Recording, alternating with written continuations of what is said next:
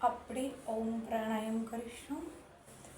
તમને જેમાં ફાવે એમાં સુખાસન, પદ્માસન, વદ્રાસન, જેમાં ફાવે બંને હાથ જ્ઞાન મુદ્રામાં.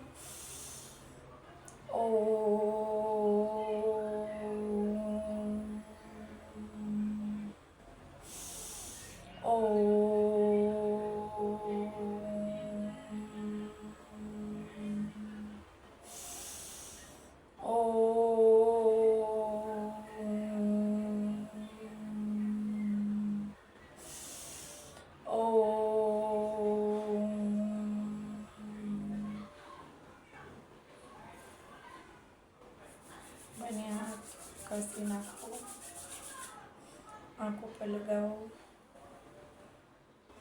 બંને આંખની દ્રષ્ટિએ હથેળી ઉપર ફેસ ઉપર લગાવી પૂરી બોડી ઉપર રબ કરો. નમસ્તે. ડેઈલીના રૂટીનમાં આપણે 15 minute exercise, 15 minute yoga and 15 minute આપણે પ્રાણાયામ કરી છે. તો આપણા બોડીમાં ફૂલ ટુ તમને બહુ બધા બેનિફિટ્સ જોવા મળશે.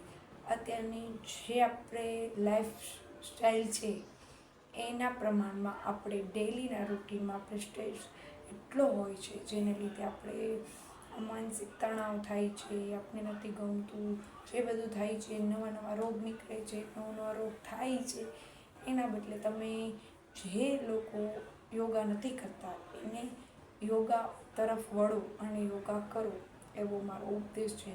બી healthy, be happy and be health બંને જો સારું જોતું હોય તમારે, તો તમારે ડેઈલીના રૂટીન ઉપર યોગા કરવા જોઈએ. યોગા કરવાથી તમારું, જો કોઈનું શરીર પાતળું હશે તો એ વ્યવસ્થિત થઈ જશે, કોઈનું શરીર જાડું છે તો એ બરોબર ફિટ એન્ડ ફાઇન થઈ જશે. એટલે યોગાના મોસ્ટ ઓફ બેનિફિટ્સ છે. તમે જીમમાં જાઓ, નો ડાઉટ જીમમાં તમારું વેટ લોસ થઈ જશે, પણ પાછું એટલી જ તેજીથી વધી જાય છે. તો એના માટે તમે યોગા કરો, અને યોગા ડેઈલીના રૂટીન ઉપર કરો.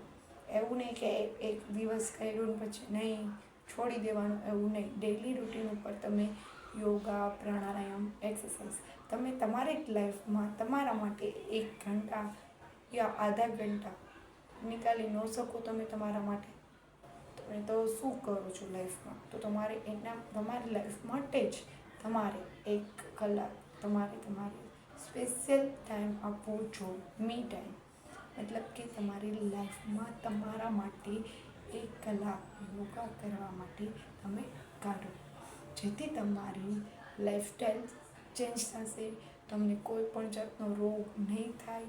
અને તમે ડેઈલીના રૂટીન ઉપર તમે 1 વીક ખાલી યોગા કરીને જુઓ, પછી તમે મને જ કહેશો કે ના રિયલી બહુ એટલે બહુ બેનિફિટ્સ મળશે. Thank you for watching. By.